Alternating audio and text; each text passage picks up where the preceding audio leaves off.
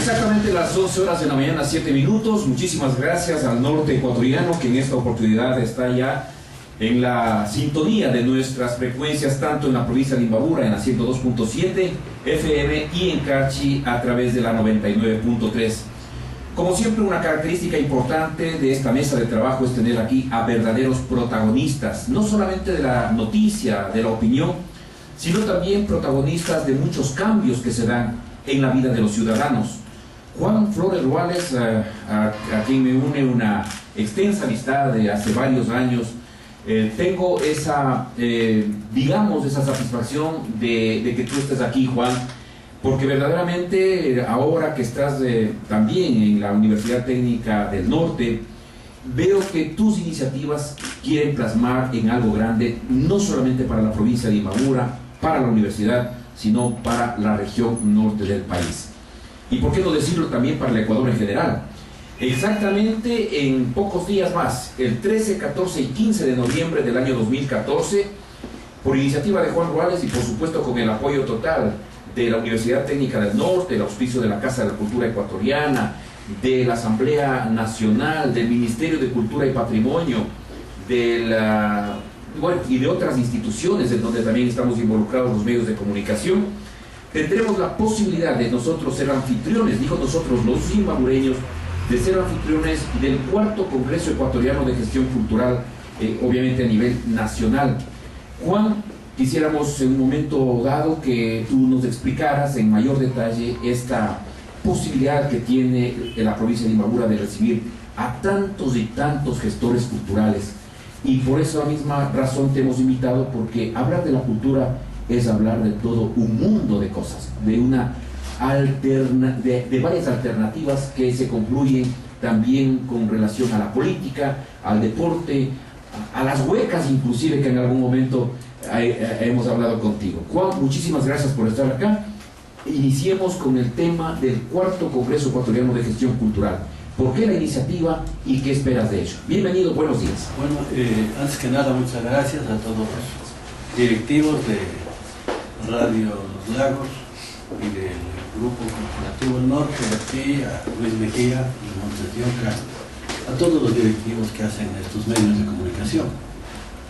En efecto, estamos exactamente 3 semanas para que se dé inicio un proceso que yo entiendo que va a ser el evento cultural más importante en toda la historia del norte del país.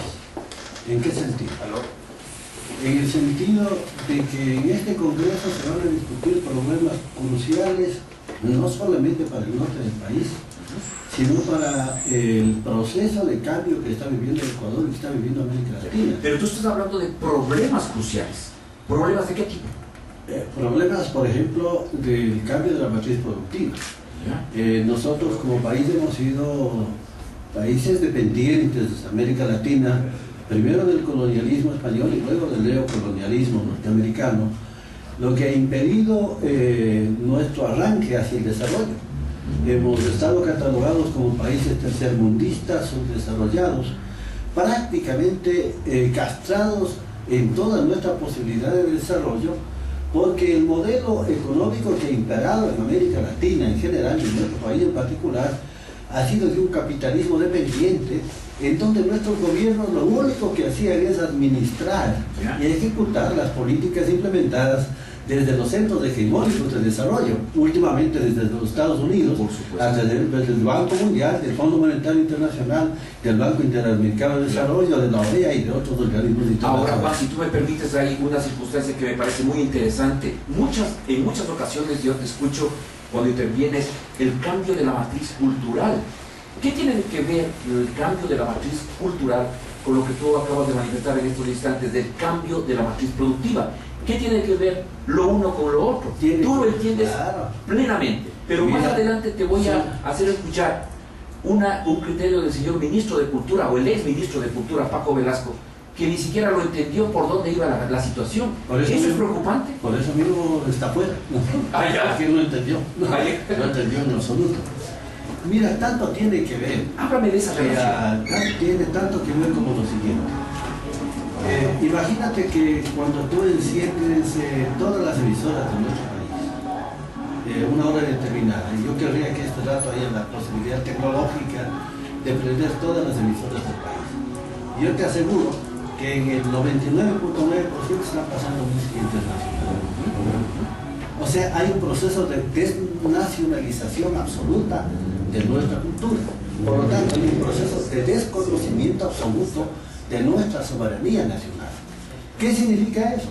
Significa eso que los ecuatorianos preferimos consumir todo aquello que no es nuestro.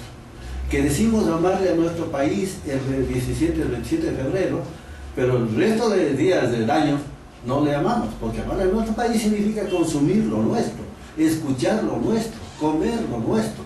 Por aquí, todo el mundo se jacta de que mi camisa es de Miami, de que mi pantalón es importado, de que mis zapatos son argentinos. Los profesionales ponen las placas de entrada especializadas en el exterior. O sea, no le queremos a nuestro país, no le amamos a nuestro país. Entonces, si queremos emprender un proceso de generación de productos con valor agregado, nuestras propias materias primas con valor agregado, tenemos que en primer lugar cambiar la mente de la gente y hacerle saber a la gente la matriz mental, que es la matriz cultural, que tenemos que empezar a consumir nuestra música, nuestra ropa, nuestra comida, nuestras costumbres, que tenemos que empezar a consumirle a nuestro país en el sentido positivo de la palabra, puesto que lo otro ha significado a lo largo de todos estos ciclos de colonialismo que por amar lo que es ajeno y por despreciar lo nuestro, los recursos económicos que bien podrían servir para nuestro desarrollo se van precisamente hacia los países que producen las camisas argentinas, los zapatos chilenos, la ropa norteamericana, la comida chatarra que viene de otros países, la gasolina que viene de otro lado, en fin, todos los productos, todo el bagaje de productos que consumimos son precisamente productos extranjeros, por lo que el Ecuador tiene que mantener una balanza comercial siempre en déficit. Compramos más de lo que vendemos. Correcto. Y es en buena parte porque tenemos una matriz cultural equivocada, un desprecio de lo nuestro, un desprecio de lo que es ecuatoriano. Juan, yo quisiera retomar en breves minutos este tema que me parece muy importante, el hecho de la matriz productiva que tiene una relación directa con el cambio de la matriz cultural. Yo quiero dar la palabra a mi compañera Giselle Navarrete, una joven periodista, quien es editora del área cultural, precisamente del diario El Norte y de los medios del Grupo Corporativo del Norte. Giselle, queremos volver en cambio nosotros a topar lo que es el tema del cuarto Congreso Ecuatoriano de Gestión Cultural. Tú tienes la palabra. Bueno, primeramente dar la bienvenida y un agradecimiento especial por esta mañana nuestro invitado que nos acompaña. Y regresando al tema principal que tenemos hoy, lo que es el Congreso Nacional. Al ser un evento nacional sabemos que vamos a tener invitados especiales, ¿verdad? ¿Puede hablar un poquito acerca de a quiénes vamos a tener en nuestra ciudad durante este Congreso? Primero vamos a tener a gestores culturales de todo el Ecuador, son 24 provincias que tiene ahora el país.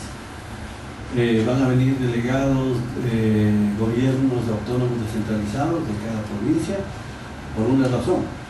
Porque ahora la competencia del manejo de la cultura radica en los gobiernos autónomos descentralizados. Y los gobiernos autónomos descentralizados son los primeros que tienen que saber que la cultura tiene que convertirse en un producto de exportación y tiene que convertirse en una fuente de ingresos para mejorar su Producto Interno Bruto. La provincia de Imbabura vive fundamentalmente gracias al Producto Interno Bruto generado por sus industrias y sus emprendimientos culturales. Viven gracias a la producción de las artesanías en Otavalo, en Cotacache, en San Antonio, en Antonio Ante. El resto es simplemente comercialización de esos productos. Ibarra, por ejemplo, es una ciudad comercial, básicamente comercial de un 95%.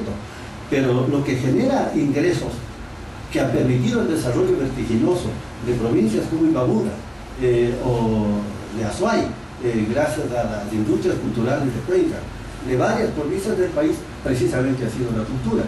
De tal manera que es fundamental que los gobiernos autónomos descentralizados, juntas parroquiales, municipios, gobiernos provinciales, sepan que la Dirección de Cultura tiene que estar ocupada por técnicos de cultura, así como la dirección de planeamiento tiene que estar ocupada por técnicos en planificación y la de obras públicas por ingenieros o por arquitectos formados para eso.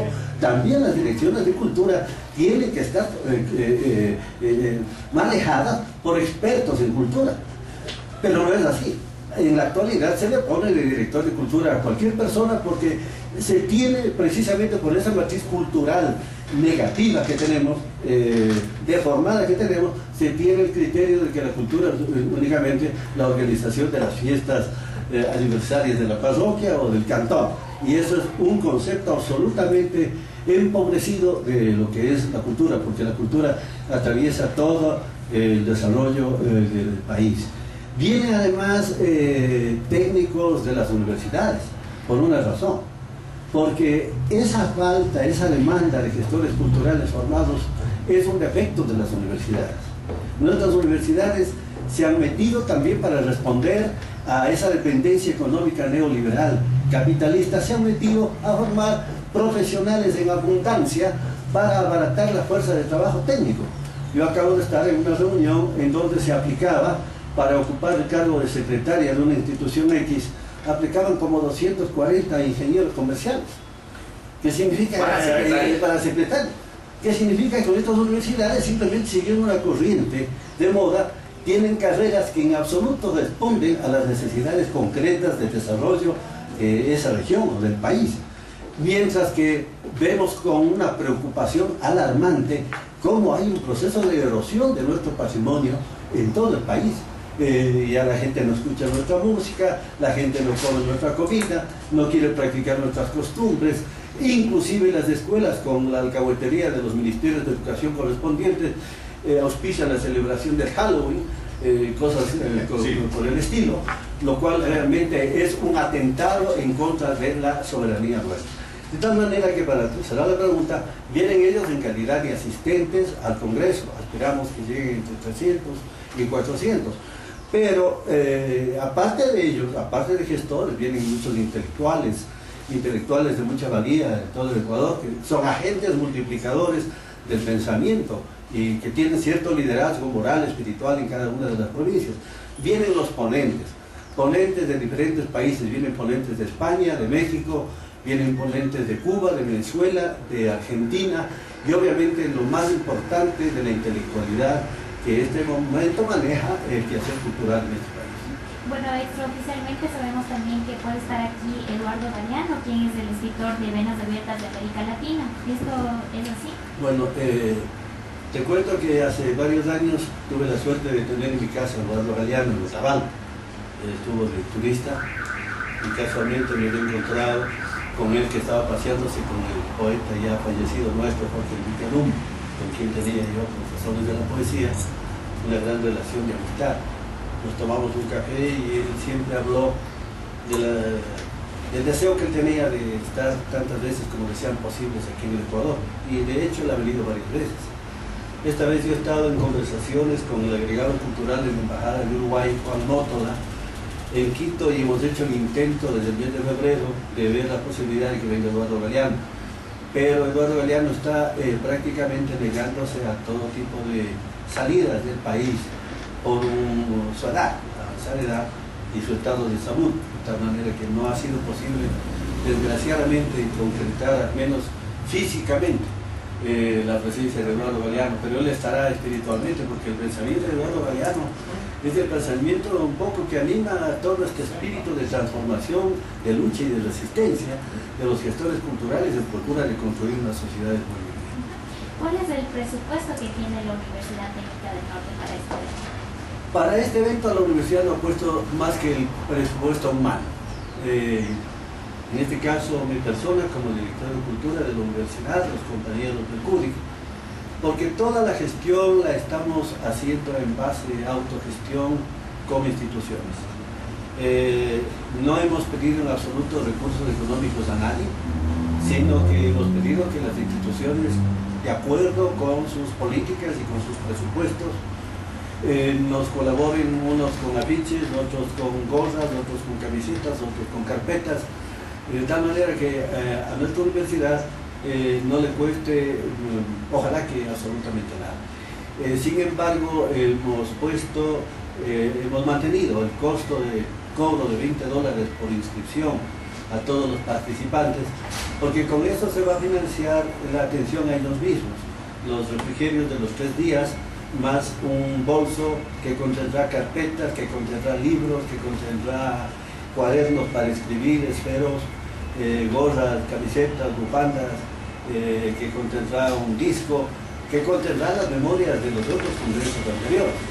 Un kit por $20, que realmente cómo no querría yo encontrar una ganga tan buena, tan jugosa, tan apetecible como esa. Para los interesados que quieran inscribirse, ¿en dónde pueden hacer y hasta cuándo pueden hacer?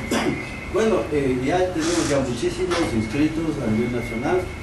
Estas inscripciones se están haciendo de varias maneras. La una y más fácil para la gente que no está en Ibarra es a través de los medios de la informática moderna. Tenemos una página abierta en Facebook que se llama Cuarto Congreso de Gestión Cultural. En la parte, ahí está toda la documentación, todo el sustento filosófico, político del Congreso, y al final está una ficha de inscripción que puedes llenar. Esa ficha de inscripción nosotros la estamos archivando porque va a tener un cupo limitado, de tal manera que el día mismo de la inscripción, el día del Congreso, el día 13, ellos puedan canjear esa ficha de preinscripción con una ficha definitiva previo al pago de los $20 que servirán para costear su propia mantención, al menos dentro del Congreso, porque quienes vienen, por ejemplo, de provincias distantes, ellos tienen que costearse, como ocurrido en los otros 3 congresos anteriores, su movilización y su alojamiento, su alimentación, ya fuera de las horas del Congreso. Es decir, que para las personas que no están aquí en Ibarra pueden hacerlo a través del Facebook, y ese mismo día pueden cancelar los $20. Va a haber ahí una comisión que está ya constituida, cobrando sus $20, ¿no es cierto? Y canjeando precisamente las preinscripciones con las inscripciones definitivas. Bueno, algo interesante que mencionó hace un momento fue sobre la formación que tienen los gestores culturales, ¿no? Bueno, precisamente yo había visto que se estima que a mitad de los años 80 más o menos apareció la noción de lo que es la gestión cultural. Entonces, actualmente, ¿cuál es el papel que tiene el gestor cultural y qué formación es la que debe tener? Bueno, el gestor cultural es un agente de cambio del capital humano que tiene la sociedad. El gestor cultural tiene la misión, precisamente como su nombre lo indica, de gestionar la cultura, de hacer que ésta sea una actividad en espacios públicos democráticos, participativos, ahora interculturales. Tiene la misión de investigar las raíces de la cultura de cada uno de sus lugares para impedir que esas raíces se pudran y dejen de dar frutos por esa erosión que estamos viviendo de nuestra soberanía cultural. Mira que es tan importante la soberanía cultural como lo siguiente: hay países o hay pueblos, hay naciones como los gitanos que no tienen territorio, pero tienen soberanía cultural.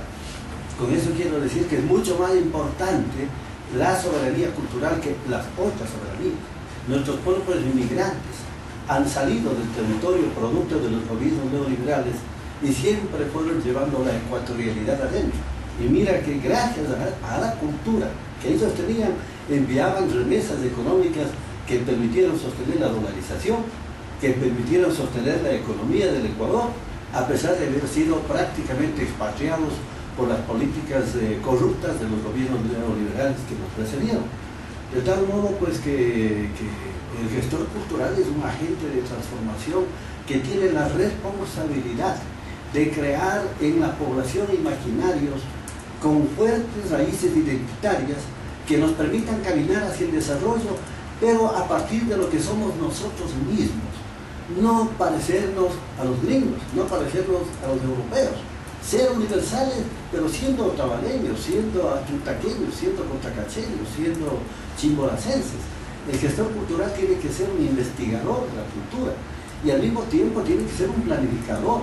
No puede hacerse la cultura ya de manera improvisada y de manera empírica. Hay toda una planificación cultural y hay, si tú te metes a investigar, vas a encontrar que existen al menos unos 10.000 indicadores culturales que te permiten medir La cultura, como puedes medir las calles, como puedes medir los caminos, como puedes medir las obras públicas. Más aún, la UNESCO ha establecido una serie de indicadores que te permiten medir el nivel de desarrollo cultural de una nación a través de indicadores culturales muy concretos, como por ejemplo, cuántas bibliotecas por habitante existe en una ciudad. Eso te permite entender qué nivel cultural tiene esa ciudad. ¿Cuántos museos, ¿no?, tiene una ciudad con respecto al número de habitantes? ¿Cuántas salas de cine? ¿Cuántos espectáculos de teatro o de ballet se realizan en una ciudad? Esos indicadores son los que permiten realmente a la postre identificar a una ciudad como una ciudad que está en proceso de desarrollo de su civilización o simplemente que está en un proceso de falso desarrollo, que es medir el progreso por el número de adoquines que ponen en las calles. Actualmente, ¿dónde se están formando los gestores culturales? Y tal vez la Universidad Técnica del Norte tiene pensado en una escuela para este tipo de formación.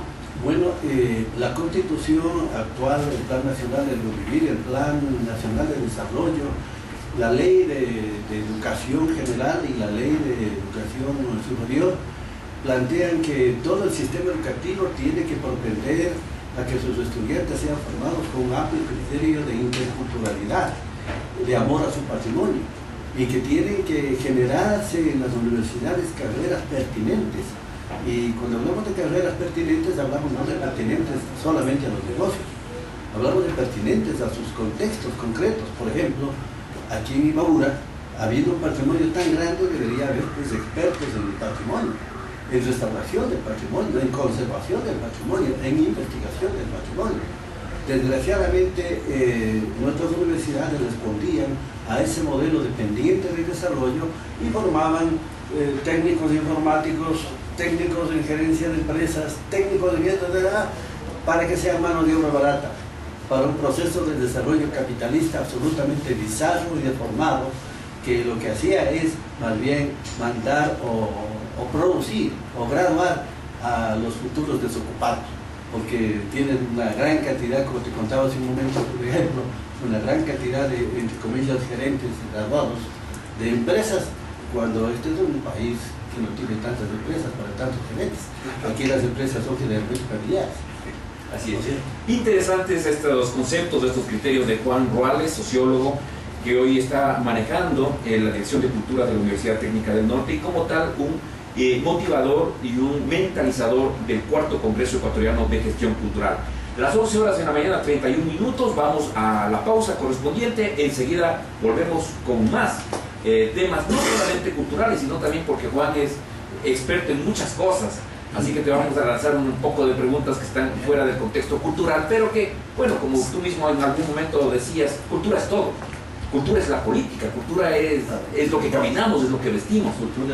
Cultura es lo que estamos haciendo en estos instantes. Así que Juan, muchísimas gracias por estar acá nuevamente y gracias a ustedes, amables oyentes en el norte del país, por estar aquí en el programa Protagonistas a través de Los Lagos FM Estéreo.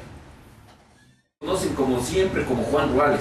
Cuéntanos un poquito esa anécdota, porque inclusive en el tema electoral votaban por otro Juan Flores, no por el Juan Ruales que le tenemos acá. ¿Cómo es el asunto, Juan? Bueno, yo cuando tuve 16 años publiqué mi primer poemario, de los 7 poemarios que tengo publicados, y debía haber publicado con un seudónimo. Había intentado encontrar varios seudónimos, de hecho hay en varias revistas del país artículos míos con distintos seudónimos que nadie sabía que soy yo. Había Juan de la Terra, José Laúd, una serie de seudónimos. Decidí escoger en mi primer nombre la sigla de mi primer apellido Flores, F, y Ruales, de mi abuelo, con quien realmente me crié y por gratitud a él escogí ese seudónimo. Y por eso es que todo el mundo me conoce como Juan F. Ruales. A veces me dicen Juan Francisco, Juan Fernando. Sí, decían eso. ¿Cuál es el otro nombre? No es ni Fernando ni Francisco, es FF. Nada. Juan F. Ruales. Precisamente con él estamos acá. Quiero retomar contigo, Juan, el tema de lo que a mí sí me interesa y me preocupa, como es el cambio de la matriz productiva, que tiene una relación muy directa con el cambio de la matriz cultural. Y te voy a hacer escuchar lo que dijo en una entrevista anterior conmigo el señor ministro o ex ministro de Cultura, como es Paco Velasco, que cuando se le planteó una pregunta relacionada con este tema, prácticamente, más bien se enojó. Y vamos a escuchar lo que dijo Paco Velasco.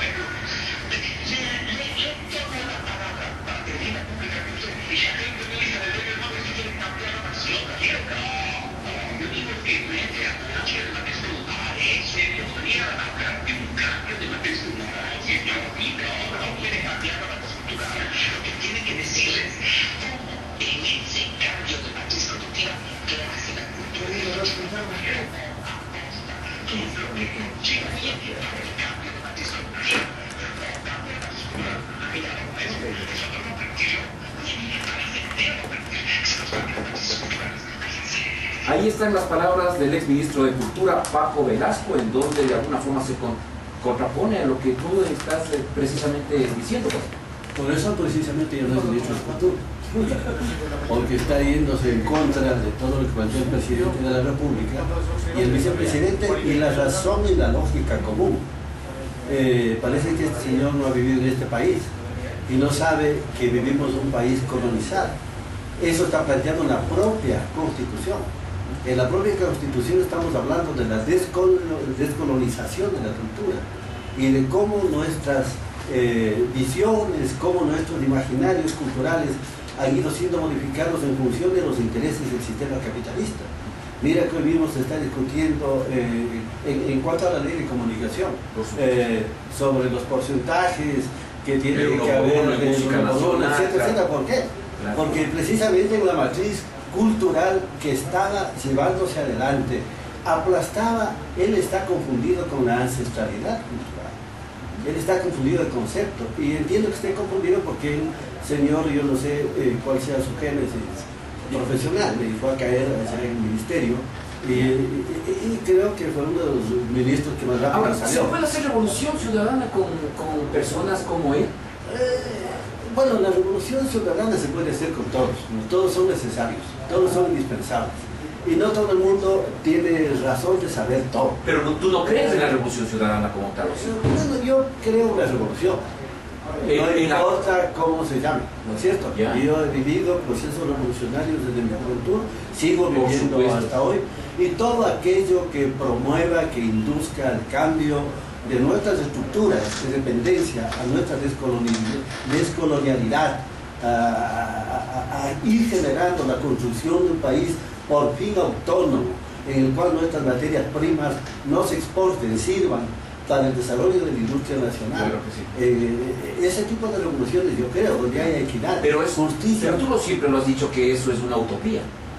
Es que la utopía es lo que mueve no solamente las revoluciones. Ajá. La utopía absolutamente mueve hasta los proyectos personales.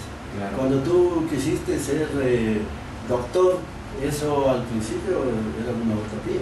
Ajá. Y esa utopía es la que te permitió llegar a obtener ese título. Ajá. La utopía realmente es, como dice precisamente Eduardo Galeano, un horizonte que siempre está más adelante y al que queremos llegar, y mientras más caminamos, más lejos está aparentemente, pero lo importante es seguir hacia él. Esto nos permite ir cambiando, avanzando, transformando nuestra realidad. Mira cómo son las cosas cuando hay de por medio una amistad grande contigo y que te puedo plantear las preguntas que yo quiera, Juan, porque eres muy inteligente para eso. Pero hablando de utopías, me llamó mucho la atención y a mucha gente le llamó la atención que conoce tu discurso, que conoce tu pensamiento, el hecho de que la presidenta de la Asamblea Nacional haya hablado de utopías y dijeron eso es hecho de Juan Ruales. ¿Qué de verdad hay con respecto a eso? ¿Tú le diste preparando parte del discurso de la presidenta? Lo que pasa es que, bueno, cuéntame la realidad. En mi familia nos reunimos todos los sábados, sin excepción. Y siempre hablamos de la utopía, siempre hablamos. Más aún a mí en la universidad me decían mis amigos, y el segundo utópico, pero porque todo era para ti, porque todo era para adelante, con un horizonte muy grande. De tal manera que la palabra utopía en mi familia es como para los barcelonistas de Barcelona, ¿no? No me extraña, por lo tanto, que Gabriela pues haya articulado su discurso en torno a este término, y obviamente que, como todas las cosas, compartimos.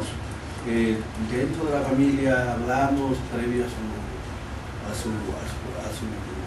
posesión, hablamos de líneas políticas que ella debería plantear y el marco filosófico dentro del cual ella debería enrumbar su camino, que es un marco filosófico que es el que me ha conducido también a mí a lo largo de todos los años. De tal manera que lo que puedo hablar es de que hay una influencia positiva, además mutua, porque yo también me nutro de mis sobrinos, de mis hermanos, de mis amigos. Vinculados totalmente con la cultura. Totalmente, 100%. Claro. Me nutro de ellos, uno aprende todos los días de ellos. Pero no le diste escribiendo tú nada. No, yo no voy escribiendo nunca nada. No. Solamente haces tus cartas para hago mis poemas y mis cuentos y los ensayos. Muy bien, Juan.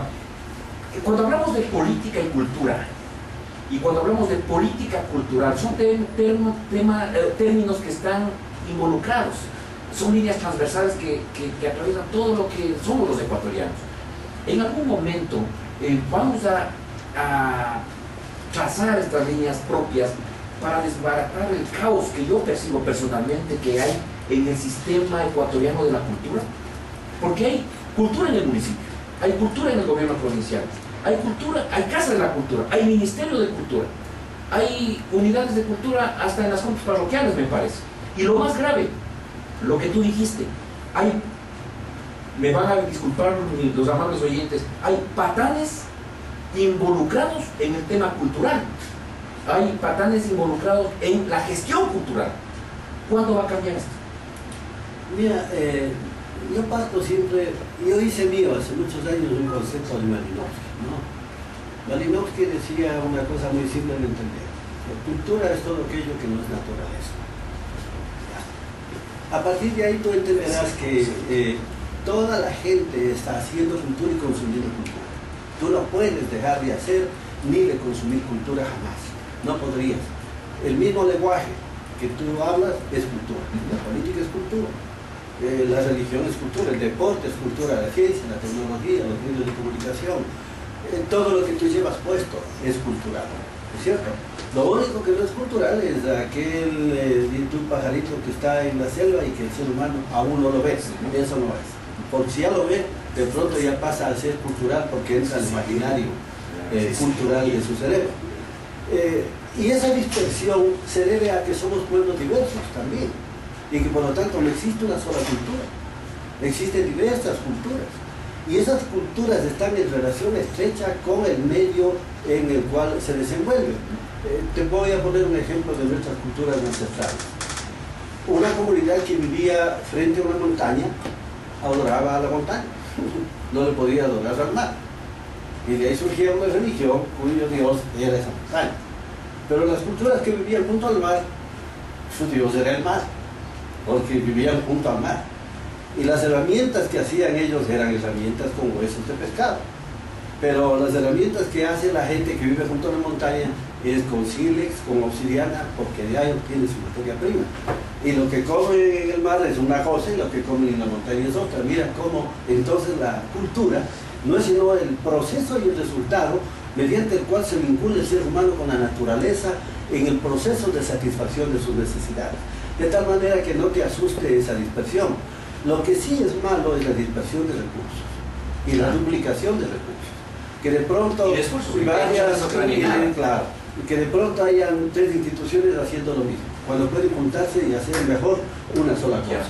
Y eso obviamente en el actual proceso se está tratando de corregir, entiendo yo, con la creación de un Ministerio de Cultura que no administre, mejor dicho, que administre la cultura en términos de relatividad, que trace grandes líneas culturales tendientes a que vayan a formar parte de un código de cultura, un código que articule todas aquellas leyes dispersas de la cultura en un solo manual para que todos vayamos con nuestra diversidad a un objetivo común. ¿Para eso es necesaria una ley orgánica de cultura? Es necesario, claro, es necesario una ley para todo, porque si no hacemos vamos a tener lo que tú estás planteando al principio, una dispersión total, ¿no es cierto?, en donde cada cual hace lo que le da la gana sin rendir cuentas absolutamente a nadie, cuando lo que percibe es fondos del Estado. Pero eso quiere decir que estaríamos hablando ya de una eliminación de la autonomía, por ejemplo, de la Casa de la Cultura Ecuatoriana. ¿Tú estás de acuerdo con eso? Mira, hay que entender bien, todas las palabras son relativas, ¿no? Yo pienso que la autonomía de las instituciones es relativa en el sentido de que si estas instituciones reciben fondos del gobierno, como toda institución tiene que rendir cuentas de esos fondos, porque no son fondos del gobierno, son fondos de la sociedad, son fondos del pueblo. No puede ser posible que tú recibas fondos del gobierno y te gastes sin dar cuenta absolutamente a nadie de lo que hiciste con esos fondos. Pero obviamente las instituciones como la Casa de la Cultura pueden seguir trabajando de manera autónoma y libre en cuanto a los procesos de creación. El gobierno no puede decir, a ver, los poetas de hoy en adelante van a escribir todos los poemas de la mano o todos los poemas de la patria. No. La libertad de creación es total y absoluta. Y la autonomía para administrar inclusive esos recursos es también muy amplia. Pero lo que no puede ser es que cada institución maneje esos fondos fuera de un objetivo nacional, que en este caso es la construcción de una nueva sociedad, y que con fondos, por ejemplo, del Estado, se hagan cosas que no tienen nada que ver con los proyectos de desarrollo que tiene el Estado en cuanto a lo que tiene que ver, por ejemplo, con la cultura. Yo mismo he trabajado y mencionaba en mi introducción, ¿no es cierto?, que he trabajado en varias instituciones. Yo trabajé en el Banco Central, trabajé en el Ministerio de Cultura, el Ministerio de Educación. En el tiempo de la partidocracia, ¿cierto? En el tiempo, además de la partidocracia, porque antes no había otro tiempo. Lo único que había era la partidocracia. Que ahora está cambiado. Bueno, tenemos más preguntas y más inquietudes con Giselle Navarrete. Bueno, tenemos una pregunta de nuestros lectores que dice: ¿debe enseñarse en las escuelas y colegios como algo obligatorio lo que corresponde a la cultura nacional? ¿Esto es parte del cambio de la matriz cultural? Eso está explícitamente constante en la Constitución, en la nueva Ley de Educación General y en la nueva Ley de Educación Superior. Aparte de que eso desde antes, en los sistemas educativos anteriores al actual, se contemplaba eso, y recuerdo, ustedes recordarán, que hacíamos permanentemente las sabatinas, en donde se rescataban en las horas sociales a autores ecuatorianos, música ecuatoriana. ¿Qué sabatinas hablas, Juan? No de las que tú vas, sino de aquellas sabatinas culturales que hacíamos en las escuelas, en los colegios. Pero ahora es una obligación. Ahora las escuelas, los colegios tienen que realmente formar a los ciudadanos del futuro. Este cambio de la matriz cultural no puede hacerse por decreto. Es un cambio generacional, es un recambio generacional. Los resultados los estaremos viendo quizás en 1, 2, 3 generaciones, cuando realmente desde el sistema educativo se articule un nuevo currículum que contemple, contenidos y materias de carácter específicamente cultural, pero no solamente eso, sino que las propias otras materias tengan un hilo, tengan una hebra transversal de identidad, que se enseñe como se enseñaba en el currículum comunitario. Yo un tiempo trabajé en el Ministerio de Educación como Director Nacional de Educación Rural, Y allí nosotros desarrollamos una metodología que se llamaba currículum comunitario. Entonces, inclusive para enseñar geografía, no enseñábamos la geografía universal en abstracto, sino la geografía, los ríos. Vamos a conocer los ríos de nuestra comunidad. Las montañas, las montañas de nuestra comunidad. La botánica, los árboles de nuestra comunidad. O sea, que en todas las materias se puede realmente introducir un eje transversal, patrimonial, identitario de soberanía nacional. Tocando este tema de los jóvenes, sabemos que ahora estamos en una era digital y los jóvenes son los que están más inmersos en ello. ¿Cómo podemos aprovechar esto de la tecnología para también fomentar la cultura en ellos? La tecnología es maravillosa, siempre había tecnología. Y toda generación tuvo tecnología de punta. Cuando yo entré a la escuela, hace ya mucho tiempo, en la escuela católica Ulpiano Pérez Quiñones, yo ya utilizaba la tablet, ¿no? Hace 60 años, pero era una tablet de pizarra. Era una tablet, ¿no? Y escribía como un lápiz de carbón, ¿no? Eso era la tecnología de punta en ese momento. Y gracias al desarrollo de la ciencia, de la tecnología, apareció después el lápiz con papel. Y después del esferográfico, que era un invento tan importante, tan grande como la computadora. Y ahora mira a dónde hemos llegado gracias al desarrollo cultural de la civilización humana. Por lo tanto, ninguna tecnología es mala. Toda tecnología es buena, más aún. Debe ser utilizada y aprovechada en todo lo que esa tecnología permite dentro del sistema educativo. Los alumnos deberían entrar con sus teléfonos, con sus tablets, pero deberíamos enseñarles a utilizar esos teléfonos y sus tablets, por ejemplo, para hacer investigaciones. Como antes nos decían, seamos buenos con la calculadora, en vez de estar sumando. La tecnología sirve para cada vez facilitar la vida humana, para que en lugar de estar haciendo una suma de 100 dígitos manualmente, ahora lo hagamos en 5 segundos, ¿no es cierto? Porque el tiempo también es vertiginoso. De tal manera que la tecnología es muy buena y debería recomendársele pues, al sistema educativo general, nacional, de que permita que realmente esa tecnología a través de teléfonos celulares que son ahora muy completos, de tablets, etcétera, etcétera, entren a las aulas y lo fundamental no es la tecnología, sino que les enseñemos a utilizarlas en beneficio del desarrollo del conocimiento. ¿Considera que el joven se divierte con la cultura? La cultura, una de las cosas lindas que tiene es que empieza siendo una diversión, y empieza gustando, ¿no es cierto? Cuando tú vas a un concierto, vas para divertirte y no te das cuenta que a lo largo del concierto tu cerebro está recibiendo una cantidad de información cultural que no tienes idea. Información del folclore, por ejemplo, en un concierto de Franz Liszt, por decirte algo, de las notas musicales que salieron de la tierra donde él nació, donde él creció, sensaciones que tienen que ver con los paisajes que él estaba mirando cuando componía esa obra, notas musicales extrañas que no estaban dentro de los códigos de tu psiquis, vas aprendiendo un montón de cosas. Pablo Picasso decía una cosa, no, Pierre Berry decía una cosa de la obra Guernica de Pablo Picasso. Si ningún ser humano, después de ver Guernica de Pablo Picasso, es el mismo. ¿No? Es el mismo. Porque Guernica además ayudó a cambiar la anatomía del ser humano. Antes de esa obra, el ser humano tenía una visión bidimensional. Con Picasso, la anatomía humana, el ojo humano anatómico, sufrió una transformación anatómica, biológica, revolucionaria. Aprendió a ver en 3 dimensiones. El famoso 3D. Bueno, al inicio de esta entrevista usted nos hablaba sobre la valoración de lo nuestro. Y precisamente esta es una de las preguntas que nos acaban de llegar de uno de nuestros oyentes que dice: en las familias no existe una valoración de lo nuestro. Hay que lograr que los padres entiendan que lo que hay que hacer con sus hijos es fomentarles el amor por lo nuestro. Exactamente, de eso hablamos del cambio padre, por eso yo debería a ese cambio de la matriz cultural, de esa matriz cultural que está viva en la cabeza de nuestra gente, ¿no es cierto? De esa matriz cultural que ha sido deformada por los intereses del imperialismo y de los modelos de desarrollo dependientes que hemos tenido, en donde les interesaba que amemos lo menos posible a nuestro país para poder consumirlo de afuera. Si yo le desprecio al Ecuador, Entonces no valen mis médicos, no valen mis abogados, no valen mis profesores, no vale la ropa que producimos aquí, no valen los zapatos que se hacen en el Ecuador, no vale la comida que se hace aquí. Entonces venga a comprar todo de afuera. Y obviamente eso aquí beneficia. Eso beneficia a las grandes transnacionales.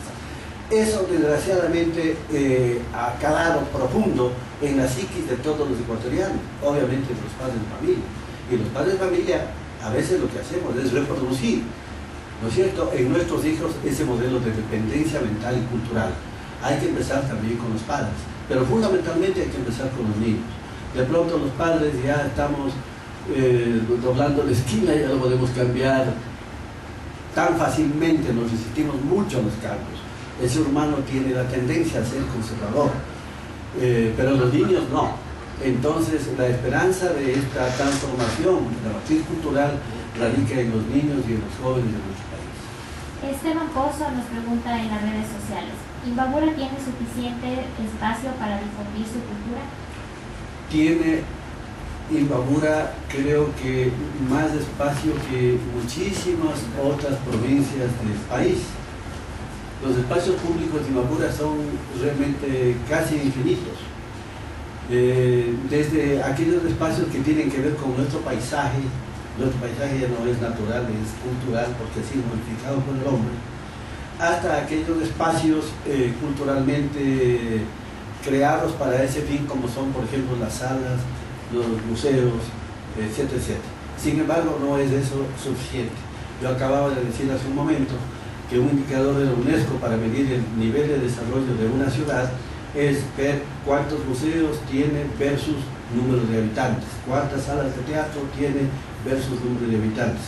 Y creo que en provincias como Imbabura, con tantos pintores, con tantos músicos, nos hacen falta todavía algunas salas primero, pero por otro lado nos hacen falta administrar adecuadamente las que existen, porque las que existen pasan cerradas todo el tiempo y no hay realmente una inteligencia institucional que permita mantener ocupadas esas salas permanentemente. Yo quiero no burlarme un tipo de ala, lo recordarás, Pipo, cuando era director de cultura del gobierno provincial de Imbabura, yo tenía el Teatro Gran Colombia lleno todos los sábados, y muchos turistas que llegaban en busca de las manifestaciones culturales de aquí y que se regresan ahora porque dicen: bueno, ya fui a la Feria del Trabajo, ya conocí Cotacachi, la 1 de la tarde, ¿qué hago? No regreso aquí, porque en Quito hay muchas cosas. Muchos empezaron a quedar porque veían que aquí en la provincia de Imbabura hay tantas manifestaciones culturales inexplotadas que en el momento que se les explote puede ser realmente eso el mayor potencial económico para el desarrollo de la provincia de Imbabura. Correcto, hemos llegado a la parte final de esta entrevista con Juan F. Ruales, pero no quiero dejar de lado una pregunta que quiero más bien apelar a tu conocimiento y a tu experiencia, Juan. El Ministerio de Cultura y Patrimonio debería abarcar estas dos cosas que son amplísimas, porque antes, lo sabes, eran dos cosas diferentes, entre comillas. Es que no son diferentes, ¿ya? ¿No es cierto? ¿Quién es en definitiva el patrimonio? ¿No? El patrimonio bueno, primero es un término que dice muchas cosas y a veces no dice nada. El patrimonio es la herencia que deja un padre o un hijo, ¿no es cierto?